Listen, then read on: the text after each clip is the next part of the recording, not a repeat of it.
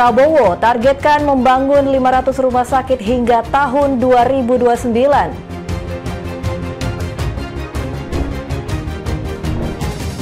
Rekonstruksi pembunuhan 2 personil Brimob, 21 adegan diperagakan. Taylor Swift dan Travis Kelce umumkan pertunangan 2 tahun pacaran.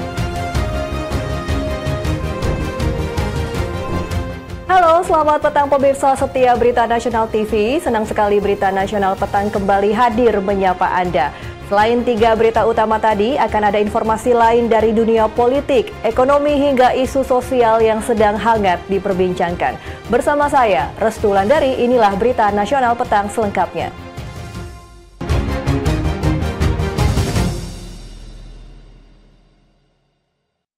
Ya, kita ke berita utama. Pemirsa, Presiden Indonesia Prabowo Subianto menegaskan begitu penting pendidikan dan kesehatan sebagai wujud demokrasi sejati. Menurut Prabowo, kesejahteraan rakyat dimulai dari layanan pendidikan dan kesehatan yang merata. Nggak ada kursinya, minta maaf. Presiden Republik Indonesia Prabowo Subianto menegaskan pendidikan dan kesehatan merupakan wujud demokrasi bagi sebuah negara. Menurut Prabowo, kekuatan demokrasi bisa dilihat dari kemampuan negara memberikan layanan pendidikan dan kesehatan terbaik bagi seluruh warga. Dalam peresmian Gedung Layanan Terpadu dan Institut Neuroscience Rumah Sakit Pon Mahar Marjono di Jakarta, Prabowo menyampaikan seluruh lapisan masyarakat tanpa terkecuali berhak mendapatkan pendidikan dan pelayanan kesehatan berkualitas. Keduanya sebagai fondasi menuju kesejahteraan nasional. Prabowo menegaskan kesejahteraan adalah hak seluruh rakyat Indonesia, termasuk mereka berada di daerah terpencil dan terbelakang. Karenanya, pemerintah berkomitmen untuk terus meningkatkan kualitas pendidikan dan pelayanan kesehatan secara merata. Lebih jauh, Prabowo mengatakan pendidikan dan kesehatan yang unggul hanya bisa terwujud apabila tidak ada praktik korupsi, manipulasi, atau keborosan anggaran. Setiap anggaran digelontorkan negara harus digunakan untuk kesejahteraan rakyat. Dan pendidikan dan kesehatan adalah wujud dari demokrasi yang sebenarnya. Negara yang berhasil dalam demokrasi, negara yang bisa memberi pendidikan terbaik dan pelayanan kesehatan yang terbaik. Pendidikan dan kesehatan adalah alat demokratisasi. Tim Liputan Berita Nasional TV. Mengapa pemerintah, siapapun yang memerintah? Presiden Indonesia Prabowo Subianto menargetkan pembangunan 500 rumah sakit berkualitas di berbagai daerah hingga tahun 2029. Langkah ini guna meratakan akses pelayanan kesehatan bagi seluruh warga negara. Dengan ini meresmikan Gedung Layanan Terpadu dan Institut Neuroscience Nasional Rumah Sakit Otak Nasional Mahar Marjono. Ayo. Dalam 3, 2, 1. Presiden Indonesia Prabowo Subianto menegaskan komitmen memperkuat layanan kesehatan nasional dengan membangun 500 rumah sakit berkualitas di berbagai daerah hingga tahun 2029. Upaya ini diharapkan bisa memberikan akses layanan medis merata bagi seluruh warga negara. Presiden menyebut ketersediaan fasilitas kesehatan yang unggul menjadi faktor penting menyelamatkan pasien, terutama penyakit kritis seperti stroke. Prabowo menekankan penting penanganan cepat agar pasien tidak mengalami risiko kecacatan atau kehilangan nyawa. Dengan dukungan seluruh kementerian dan lembaga terkait, Prabowo optimistis target pembangunan 500 rumah sakit bisa terrealisasi sesuai rencana. Pembangunan ini diharapkan menjadi langkah strategis meningkatkan kualitas pelayanan kesehatan nasional. Saudara-saudara, kita harus ngejar 70.000 dokter spesialis.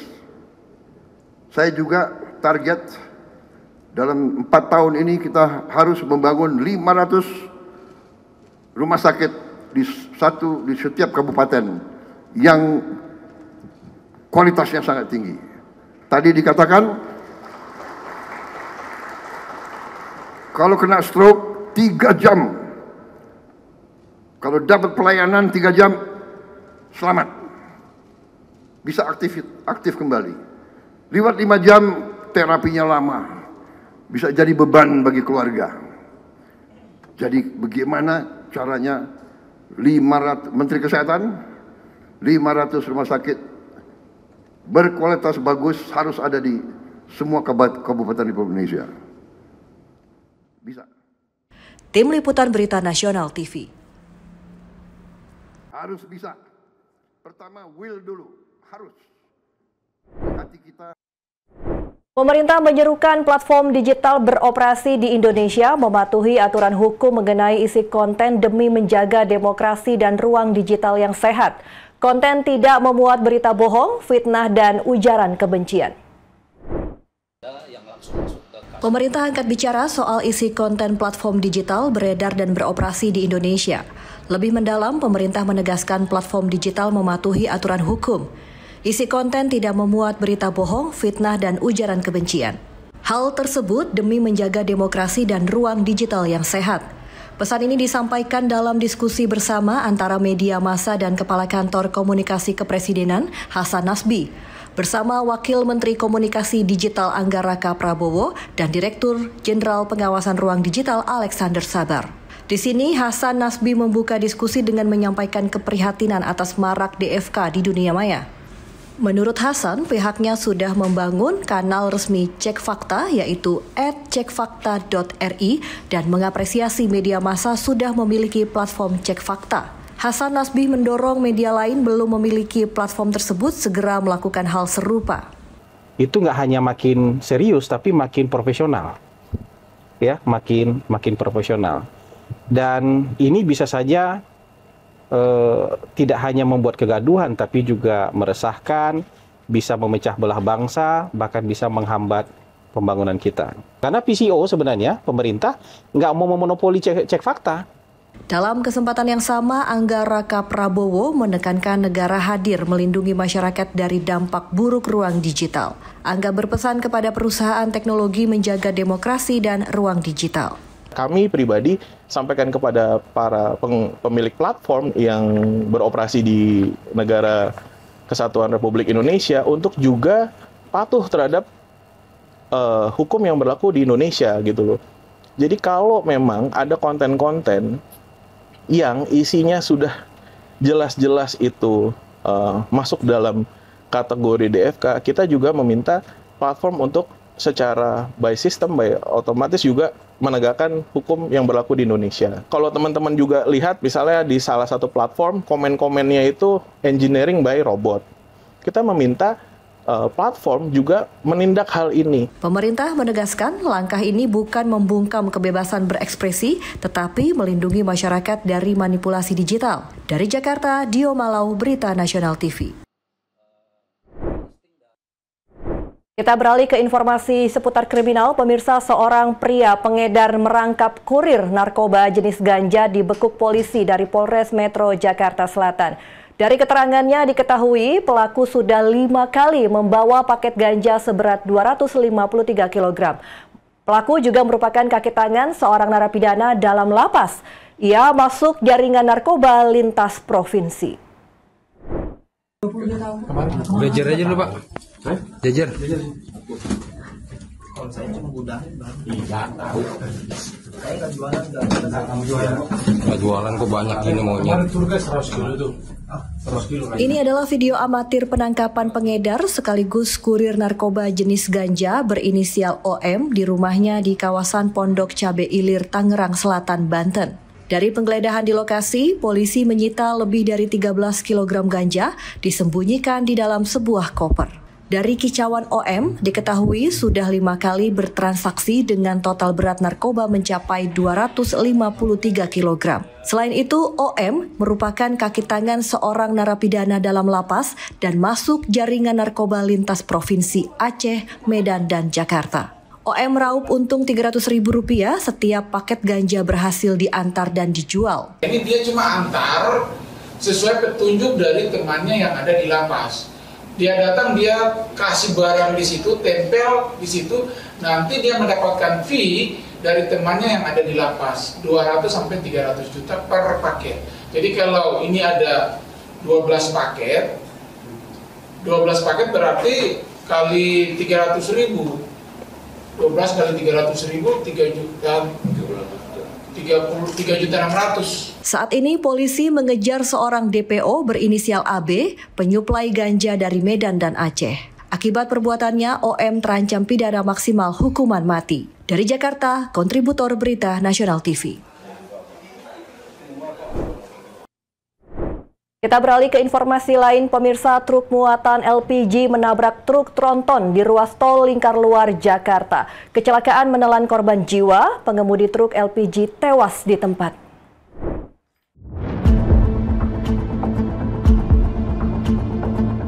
Terjadi kecelakaan lalu lintas melibatkan dua truk di ruas tol Lingkar Luar Jakarta, tepatnya di Jor kilometer 36 arah Cikunir, Bekasi, Jawa Barat. Detik-detik kecelakaan terekam kamera. Terlihat truk pengangkut LPG tersangkut kendaraan truk tronton. Hasil pemeriksaan diketahui truk muatan LPG terseret sejauh 6 km. Diduga truk pengangkut LPG mengalami remblong sehingga tidak bisa mengendalikan laju kendaraan. Pengemudi truk tronton tidak menyadari dan terus melaju hingga diteriaki pengguna jalan. Peristiwa ini menelan korban jiwa. Pengemudi truk LPG tewas di tempat. Kasus ini ditangani Satuan Patroli Jalan Raya Direktorat Lalu Lintas Polda Metro Jaya. Lanjut, akibat dari kecelakaan ini, satu orang pengemudi truk angkutan LPG meninggal dunia dan saat ini sudah dievakuasi ke rumah sakit. Selanjutnya, arus lalu lintas sempat terjadi kepadatan sekitar 2 km dari TKP. Namun saat ini sudah pembersihan dan sekarang sudah penormalan sehingga arus lalu lintas kembali normal kembali. Demikian. Muhalko Pandi, Berita Nasional TV.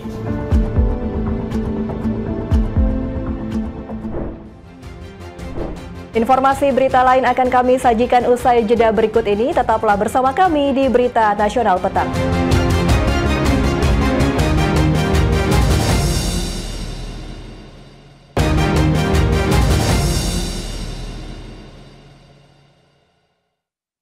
Terima kasih Anda masih bersama kami di Berita Nasional Petang. Pemirsa, Satgas Operasi Damai Kartens bersama Polres Nabire menggelar rekonstruksi kasus pembunuhan berencana 2 personel Brimob Yon C. Nabire.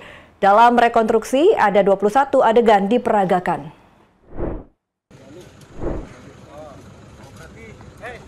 Tukeran dulu sebelum Jalanus ambil senjata. Jadi kok dikasih ke Satgas Operasi Damai Kartens bersama Polres Nabire menggelar rekonstruksi kasus pembunuhan berencana di Jalan Trans Nabire, Enarotali, Distrik Sirwo, Kabupaten Nabire, Papua Tengah pada Selasa 26 Agustus 2025.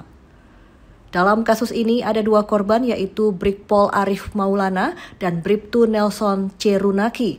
Keduanya adalah personil Brimob Yon C. Nabire.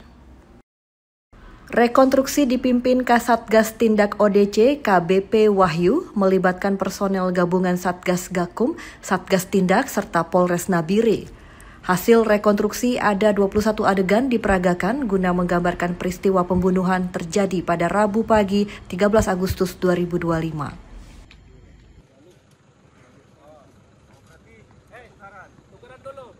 Diketahui kelompok bersenjata pimpinan Aibon Kogoya terbagi menjadi 3 bagian. Kelompok pertama menembak Brigpol Arif, kelompok kedua menembak Bribtu Nelson, sementara kelompok ketiga bertugas memantau situasi di sekitar lokasi pembangunan jalan. Usai penembakan, para pelaku merampas senjata api AK-101 dan AK-47 milik korban serta body vest. Para pelaku merekam video pernyataan sikap di kem darurat. Rekonstruksi digelar dengan pengamanan ketat melibatkan 15 kendaraan taktis, 24 pucuk senjata laras panjang, serta perlengkapan body vest dan helm tempur. Usai rekonstruksi, tersangka Suplianus Bagau digelandang ke Rutan Polres Nabire. Selanjutnya, Satgas Damai Kartens bersama penyidik Polres Nabire melengkapi berkas perkara untuk dilimpahkan ke Jaksa Penuntut Umum. Tim Liputan Mahendra Dewanata, Berita Nasional TV.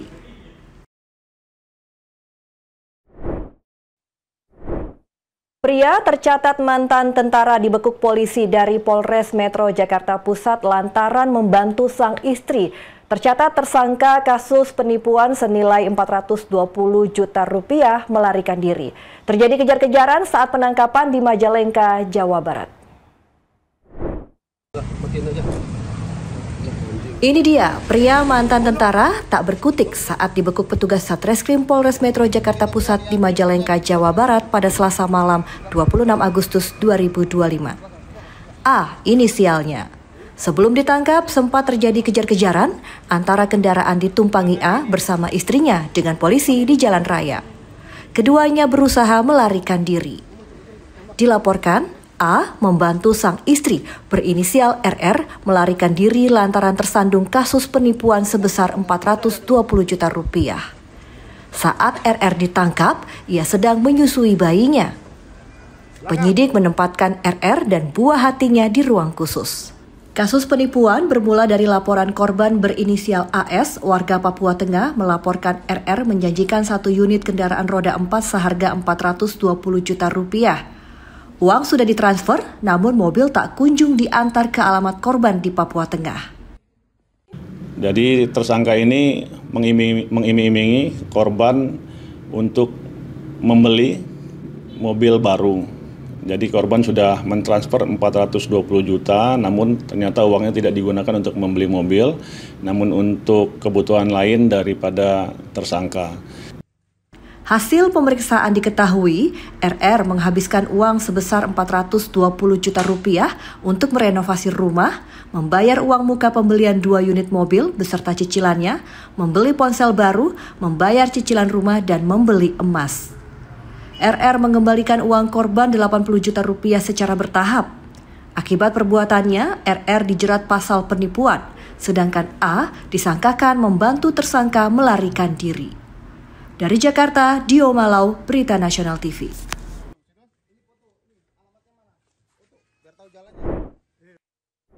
Ya, selanjutnya kita akan pantau kondisi arus lalu lintas terkini akan disampaikan petugas NTMC Korlantas Polri. Berikut laporannya. Selamat sore pemirsa, akan melaporkan situasi arus lalu lintas secara langsung dari Cawang Uki, Jakarta Timur, di mana dapat kita lihat bersama sore hari ini lalu lintas dari arah Pulau Gadung maupun dari arah Tanjung Priuk yang akan menuju ke arah Cawang dalam situasi ramai lancar. Perlambatan kecepatan kendaraan hanya menjalankan traffic light sepanjang 100 meter dan selepasnya kembali lancar. Lalu lintas didominasi oleh kendaraan roda 2. Sedangkan untuk lalu lintas dari arah Pulau Gadung yang akan mengarah ke MT Haryono dalam situasi ramai dan tersendat. Antrian kendaraan melakukan traffic light sepanjang 150 meter dan selepasnya masih mengalami antrian panjang kendaraan dan kendaraan maju dengan kecepatan berkisar 30 hingga 35 km per jam. Untuk kendaraan dari arah Halim yang akan menuju ke arah Cawang dalam situasi lancar. Dihimbau untuk para pengendara untuk tetap menjaga batas aman kecepatan kendaraan Anda dan saling menghormati sesama pengguna jalan. Berikutnya untuk lalu lintas dari arah MT Haryono yang akan menuju ke arah Cawang maupun yang akan menuju ke arah Uki dalam situasi lancar. Begitu juga untuk lalu lintas dari arah Cawang yang akan mengarah ke Pulau Gadung maupun yang akan mengarah ke Kampung Melayu dalam situasi lancar. Dihimbau untuk para pengendara untuk selalu tertib dalam berlalu lintas juga mengikuti arahan dari petugas kami yang berada di lapangan. Dan untuk informasi selengkapnya, Anda dapat menghubungi call center kami di 1500669 atau melalui SMS Center di 9119.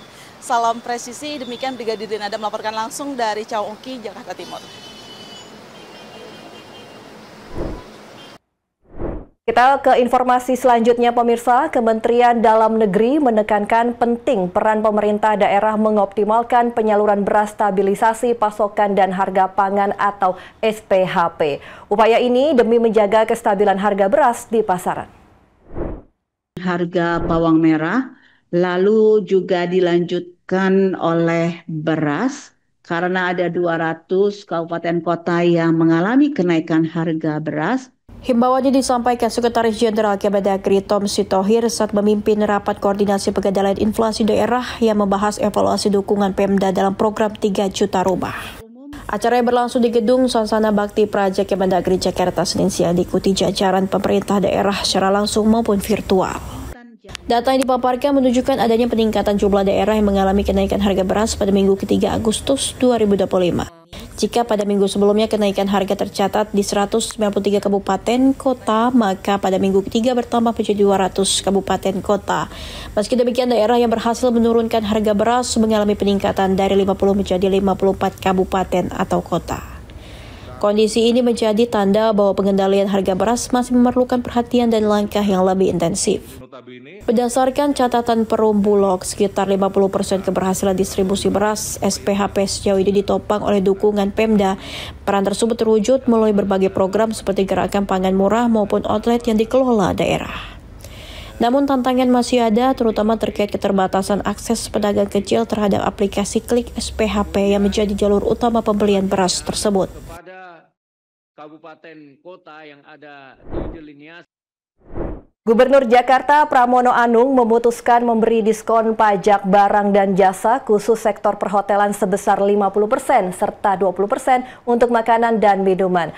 Tujuannya menjaga keberlangsungan usaha sekaligus mendorong pertumbuhan ekonomi Jakarta. Selama ini tumbuh di atas rata-rata nasional.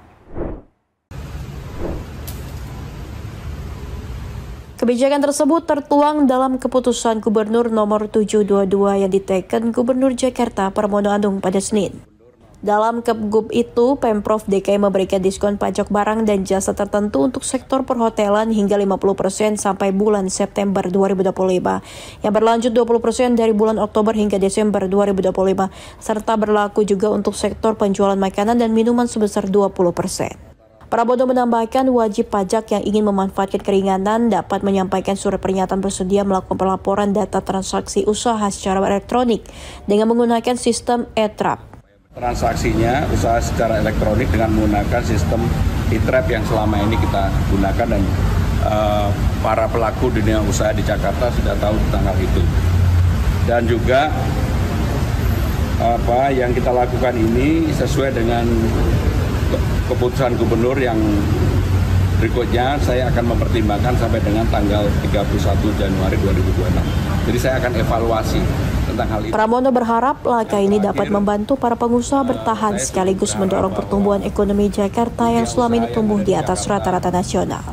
Dari Jakarta, Dio Malau, Berita Nasional TV melaporkan. Pemerintah Jakarta memberikan banyak Informasi berita lain akan kami sajikan usai jeda berikut ini. Tetaplah bersama kami di Berita Nasional Petang.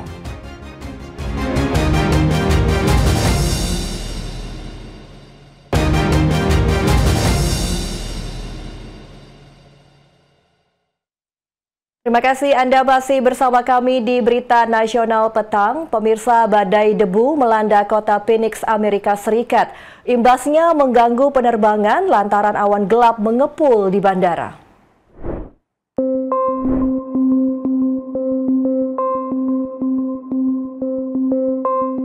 Badai debu raksasa melanda kota Phoenix, Amerika Serikat pada Senin sore 25 Agustus 2025. Hal tersebut mengganggu penerbangan karena awan gelap mengepul di bandara. Jadwal penerbangan di Bandara Internasional Sky Harbor dibatalkan akibat mati aliran listrik. Selain itu, pihak bandara melaporkan badai debu juga menyebabkan kerusakan pada bagian atap terminal. Badai debu ini dikenal dengan sebutan Hubble dan berpotensi memengaruhi lebih dari 2 juta orang. Menurut peringatan dikeluarkan cabang Phoenix Layanan Cuaca Nasional. Lebih dari 15.000 penduduk alami mati listrik di Maricopa County, termasuk Phoenix, menurut Power Outage Amerika Serikat. Badai debu merupakan badai petir dan angin kencang mengangkat pasir kering di permukaan gurun. Ini memengaruhi jarak pandang, mengancam jiwa. See anything? We're in the middle of the haboob. We're in our car. But we're kind of... No. Yeah, okay, I can see the house on the corner here. Yes, Mom. It's cooling up. We should be good. You think we should be good? Yeah, we can see like kind of in front of us now. Should I try it? Yes, I think we should. Okay, I'm gonna try to get home. Musisi dunia Taylor Swift dan bintang NFL pemenang Super Bowl Travis Kelce mengumumkan pertunangan pada Selasa 26 Agustus 2025. Keduanya menjalin hubungan pacaran selama 2 tahun.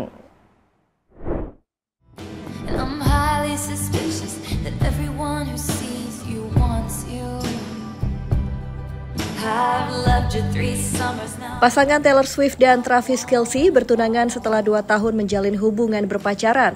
Kabar bahagia tersebut terlihat dari unggahan Instagram Taylor Swift dan Travis Kelce pada Rabu 27 Agustus 2025 waktu Jakarta.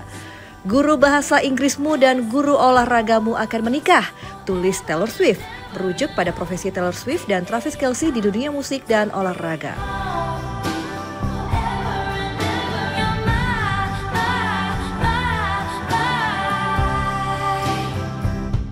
Pasangan tersebut mengonfirmasi kabar bahagia tersebut dengan serangkaian foto Instagram memperlihatkan lamaran di bawah lengkungan mawar di tengah taman. Romansa antara sang superstar pop dan pemain football Amerika di National Football League atau NFL dimulai pada musim panas 2023. Kala itu, penggemar ramai menduga bahwa Kelce suatu saat akan melamar sang pelantun anti-hero.